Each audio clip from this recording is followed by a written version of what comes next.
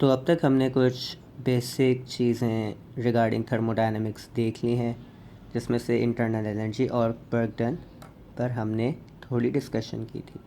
इनकी sign convention, इनकी definition देखी। Now next topic is about the systems, processes and there types, कि thermodynamic में किस तरह के सिस्टम्स होते हैं और क्या प्रोसेसिंग टाइप्स होती हैं। तो एज वी ऑल नो कि majorly there are 3 system: open system, close system, isolated system. Open system क्या होता है?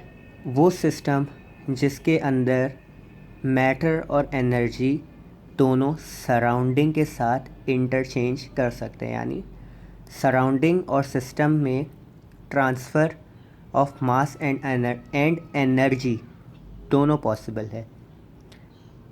ठीक है।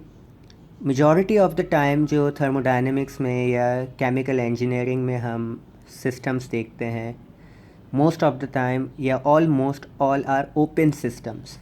ठीक है, कि रिएक्टर्स हो गए, डिस्टिलेशन प्लांट्स हो गए, या इस तरह के डिफरेंट और प्रोसेसिंग यूनिट्स हो गए।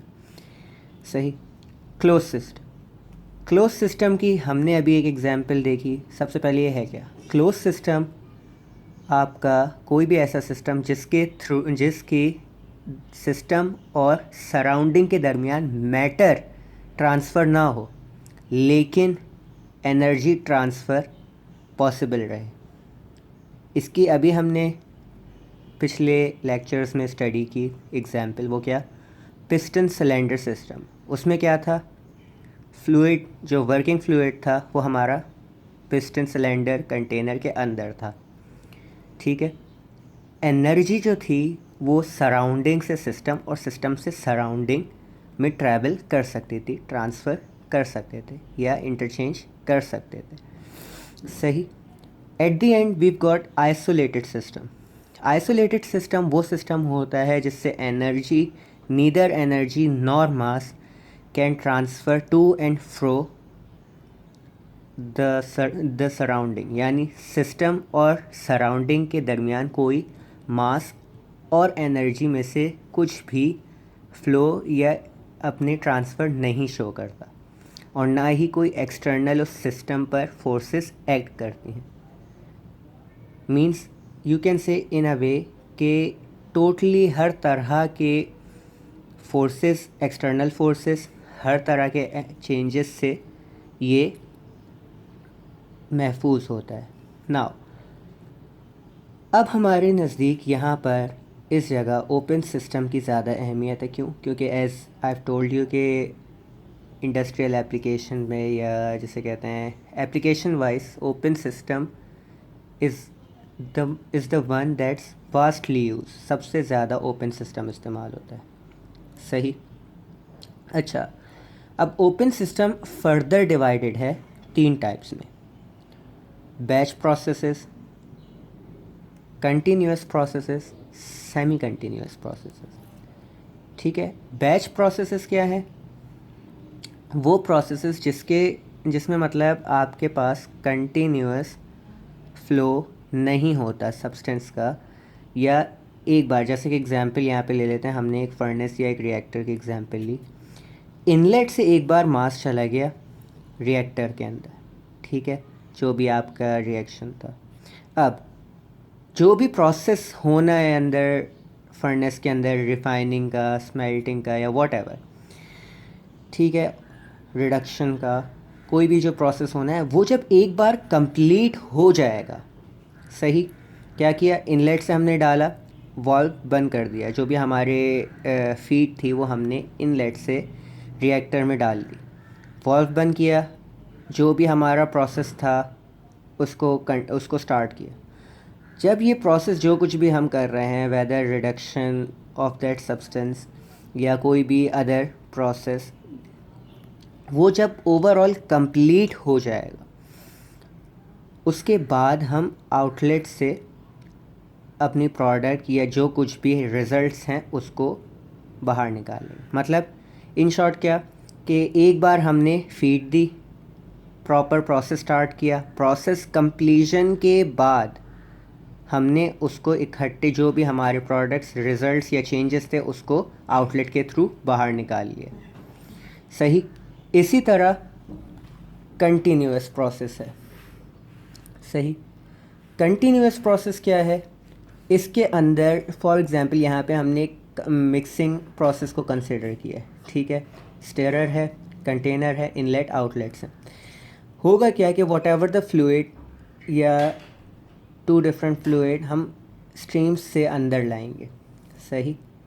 यहाँ पर क्या होगा? मिक्सिंग होगी, स्टेरर उसको मिक्स करना शुरू करेगा, ठीक है ना।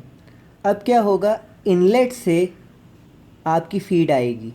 यहाँ पे मैंने वैसे एक दिखाई, you can use two inlets for two different things mixing के लिए, ठीक है ना। अब क्या है? मिक्सिंग होती रहेगी और साथ ही साथ यहाँ से फ़्लो जो मिक्स्ड प्रोडक्ट है वो बाहर निकलता रहेगा। यानी यहाँ से कंटिन्यूअस फ़्लो होता रहेगा जो भी आपके सब्सटेंस है। यहाँ पर मिक्सिंग होगी और एट द सेम टाइम इस जगह से बाहर निकलता रहेगा आपका प्रोडक्ट। मतलब कंटिन्यूअस स्ट्रीम्स फ़्लो कर रही हैं सब्सटेंस की, फीड की और आउटपुट प्रोडक्ट की। अब सबसे पहले जो यहाँ से हमको एक ख़याल आता है वो है किस चीज़ का? मास बैलेंस का, मटेरियल बैलेंस का। सही। किस तरह कि हमको सबसे पहले जो इम्पोर्टेंस होती है वो देते हैं मास को, कि मास के जो फ़्लो रेट्स हैं या जो आपका मैटर जितना या जो भी क्वांटिटीज़ आप फिज़िकल क्वांटिटीज़ प्रोवाइड कर रहे हो किसी भी प्रोसेस के लिए, तो क्या उतनी ही बाहर निकल रही है और उसके मेजर्स किस तरह होते हैं, ठीक है। तो कोई भी कंटिन्यूअस प्रोसेस जो होता है उसके अंदर हमेशा फ़्लो रेट्स के थ्रू क्वांटिटीज़ को मेजर किया जाता है। यहाँ पर कुछ एग्जाम्पल्स हैं फ़्लो रेट्स की, कि क्वांटिटेटिवली फ़्लो रेट्स कितने तरह के होते हैं या किस किस तरह मेजर किए जा सकते हैं। मास फ़्लो रेट, ठीक है, ऑब्वियसली फ़्लो रेट है यानी इन टर्म्स ऑफ पर सेकंड बात होगी, यानी केजी पर सेकंड, ग्राम्स पर सेकंड, किलोग्राम पर आवर, इस तरह। यानी केजी पर सेकंड क्या बता रहा है कि कितना केजी पर सेकंड इनलेट से अंदर आ रहा है और कितना केजी पर सेकंड आउटलेट से बाहर जा रहा है at the same time, simultaneously, ठीक है। फिर molar flow rate, moles per second, kilo mole पर सेकंड। मोलर फ्लो रेट क्या है?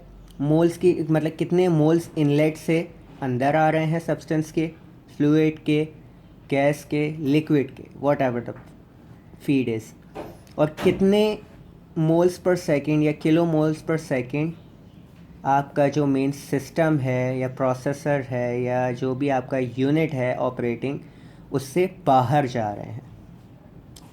सही। इसी तरह एक और टर्म है volumetric flow rate, denoted by Q. सही। वो क्या है? सेंटीमीटर क्यूब पर सेकंड, मीटर क्यूब पर सेकंड, गैलन्स पर सेकंड या gallons per hour, what ever. सही। अब ये क्या बता रहा है कि कितने वॉल्यूम में कोई भी फ्लूइड या कोई भी सब्सटेंस अंदर आ रहा है प्रोसेसिंग यूनिट के, और कितने वॉल्यूम पर सेकंड में, कितना वॉल्यूम पर सेकंड बाहर निकल रहा है आपका फिनिश्ड फॉर्म में। कितना, इसको एक बार फिर सुन लेते हैं। कितने मीटर क्यूब पर सेकंड फीड प्रोसेसिंग यूनिट में आ रही है और कितने मीटर क्यूब पर सेकंड फीड, कितने मीटर क्यूब पर सेकंड आपका जो प्रोडक्ट है वो बाहर निकल रहा है। ये आपके फ्लो रेट्स बताते हैं। इसी तरह लास्ट थिंग वेलोसिटी की टर्म्स में, कि किस वेलोसिटी से, क्योंकि ऑब्वियसली ट्रैवल कर रहा है, मूव कर रहा है, काइनेटिक एनर्जी पजेस करता है, तो कुछ ना कुछ वेलोसिटी रखता है फीड भी, और आपका जो प्रोडक्ट बाहर निकल है किस वेलोसिटी से बाहर जा रहा है। सही।